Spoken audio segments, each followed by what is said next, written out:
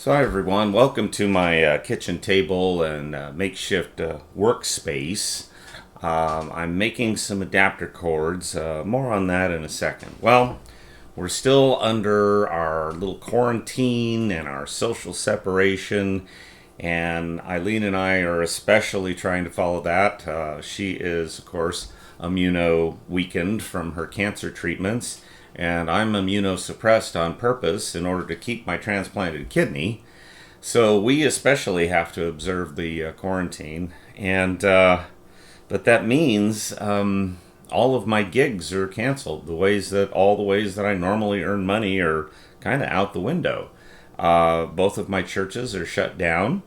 All of my concerts that I had worked out for this year gone, including my charity concert I was going to do, my album release concert for my ambient organ music, all gone. So all of us gigging musicians are trying to scramble and figure out what in the heck to do next. And as you've probably noticed, a lot of people are taking advantage of Facebook Live and even YouTube Live and are doing what they can to bring a little music to all of the rest of you that are also under quarantine and held up in your homes. So, my good buddy Paul Almon, who's an old college mate of mine, has put together a Facebook page called Quarantine Concerts, and I'm going to participate in that. He's doing a concert on, Monday 23rd, and that's at 7 o'clock Pacific Daylight Time, and I hope you'll join him for that. And the following Sunday, I'm going to do a performance where I'm going to do a hymn sing. It'll be like church for shut-ins, except there'll be no preaching, there'll be no Bible thumping, just good music. And I hope you'll join me for that Sunday at 11 a.m. Pacific Daylight Time. And I think I'm going to try to set this up where I'll do something every Sunday for a little while. And I want to include in that maybe some of my original ambient organ music. Now, those of you who've been following that whole process know that in my studio I've taken some digital organs, instruments that use digital sampling, real recordings of real organ pipes, and created some unusual music that's kind of more in the vein of electronica, and that involves running those sounds through a lot of various effects processors.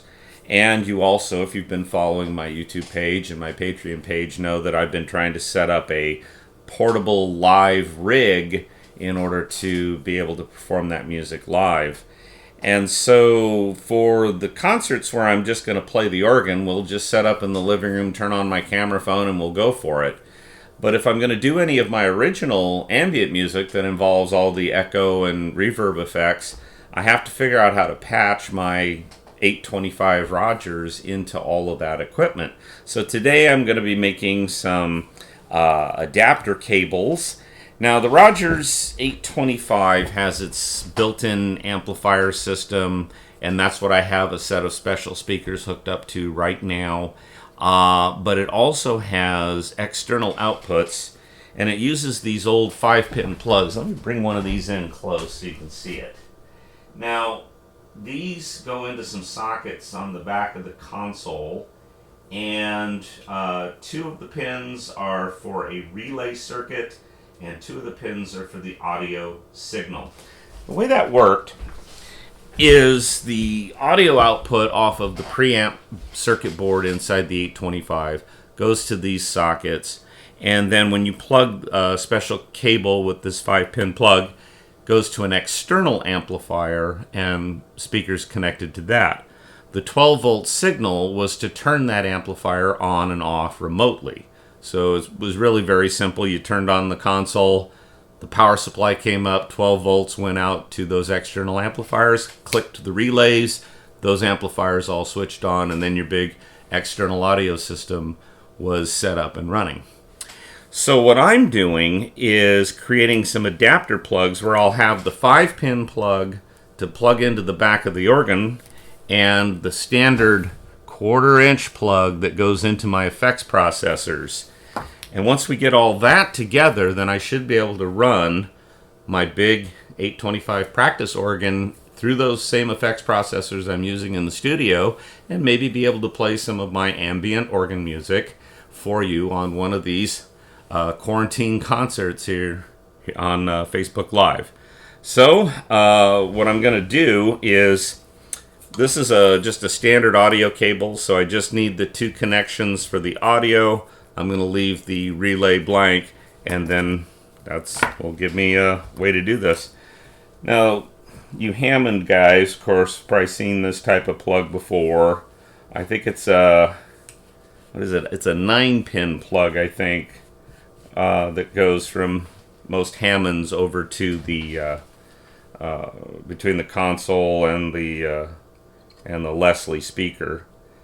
And these pin plugs were eventually replaced by the 5-pin DIN plug, like you might see on a MIDI connector. I'm not that good at talking and working at the same time, am I?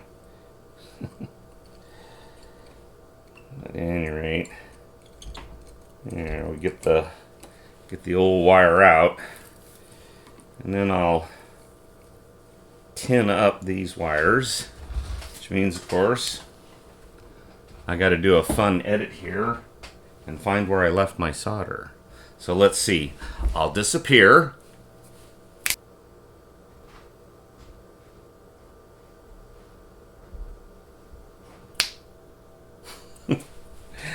Okay, so tin up the ends here.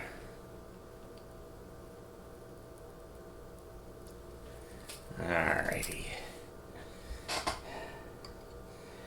Okay.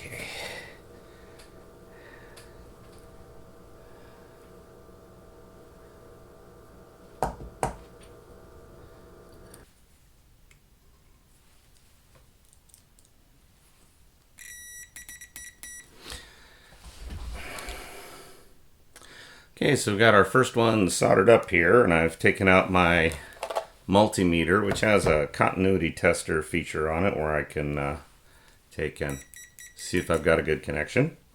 So let's just see. What do we got here?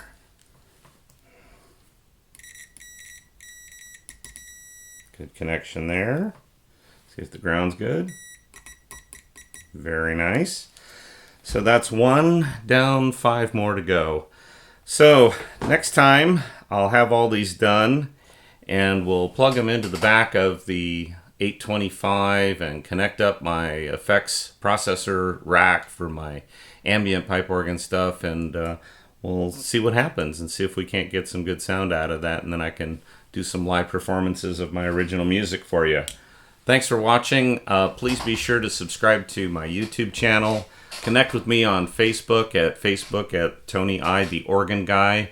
And please pay a visit over to my Patreon page, where there's free content if you just want to take a look, and exclusive content if you want to become a patron. Thanks a lot. Goodbye.